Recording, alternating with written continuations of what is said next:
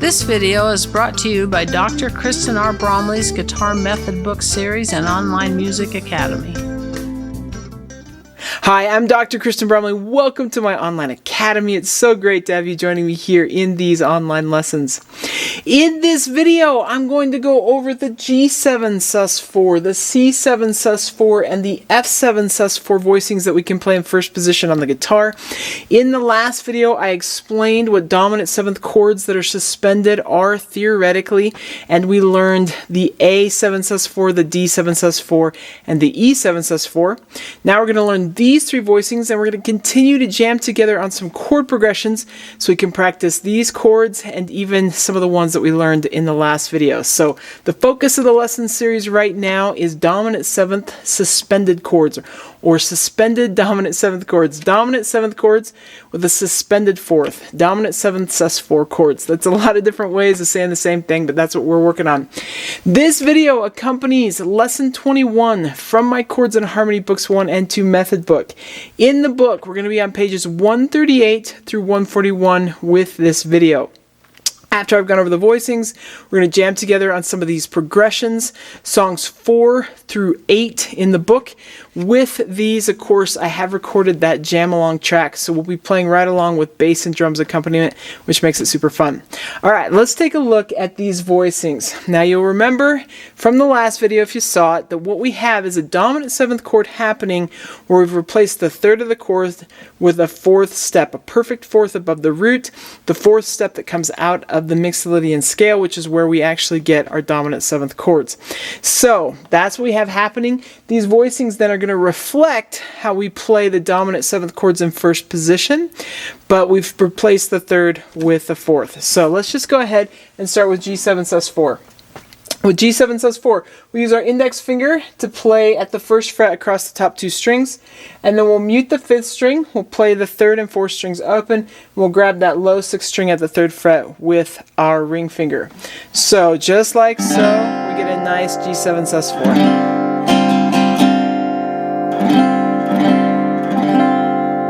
That's how we play that one. Pretty cool. C7sus. With this one, we lose the fifth of the chord, so it doesn't sound as rich as the G7sus, but we can still do it. A lot of times when it comes to playing C7sus, I'll actually use the bar chord versions, but here in this video, we're going to take a look at how we could play it with the open position chords.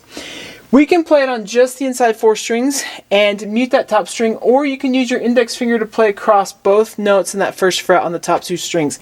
Either way, this one's kind of a difficult grab, so it's okay to just mute the top string, play the inside four strings, but you can also go across those and play with your index finger both of those on the top two strings. Then we got middle, ring, and pinky fingers at the third fret on the fifth, fourth, and third strings, and we don't play the low sixth string. So if I just play those inside four strings, I have just like that C7sus, or I can play that top string and get C7sus that way. That doubles the fourth of the chord. So there's the C7sus. Let's take a look at F7sus. Now we don't really play F7 in first position, scarcely ever. We usually probably use a bar chord version, but if we did, our pinky would play at the fourth fret on that second string. That would be the difference we would have from an F chord. Now we got to take the third up a fret. So what we have happening here, index finger first fret on that top string, pinky grabs the fourth fret on the second string, and then middle and ring fingers happen on the fourth and third strings. We don't play the low two strings, and we get F7sus. This one does not have the fifth in it either, so you might miss the richness of that sound that we get from the G7sus. So that's how we play F7sus. Now you can just go back and forth to kind of get used to them between the natural, just regular old major chord and that one, or just the dominant seventh chord and that one. So you go back and forth between G7 and G7sus to get used to it. You could do the same thing with C7 to the C7sus, and then you can go back and forth between F7 and F7sus to kind of get used to that. We're going to jam together now, though, on some progressions, so I'll give you some context to practice this with. We'll start with number 4 on page 139. With that one, we're in 3/4 time. We just use that classic down, down, up, strumming pattern. 1, 2, up, 3, up. When we go to number 5, we'll get a 2-measure strumming pattern. So we'll insert this strumming pattern every 2 measures, and it goes down, down, up, down, up, down, up, down, up, down, up. 1, 2, and 3, and 4, and 2, and 4, and. So that's how that one works. Then with number 6 and number 8, we've got our down, up, slap, down, up, or down, up, mute, down, up, up. And with number 5, our down, down, down, up, down, down, down, up, down, down, down, up, down, down, down, up. So just like that, all of these strumming patterns should be familiar to us because we use them a lot in the lesson series. Each one of these chord progressions is going to happen twice like normal. First at a slower tempo and then a faster tempo. So you can work it first at that slower tempo and then boost up and have a faster tempo to work it at as well. Now, with all these new chords that are coming at us, and I should say if you run into any that are more new than the basic chords which we learned a long time ago in the lesson series. Like there are some add 9 chords that are going to sneak in, or maybe we get a sus2 in one spot when we're working through lesson 21. So if you can't remember how to play those, then just flip back to the lesson on those in the book, and you have the diagrams there to help you remember.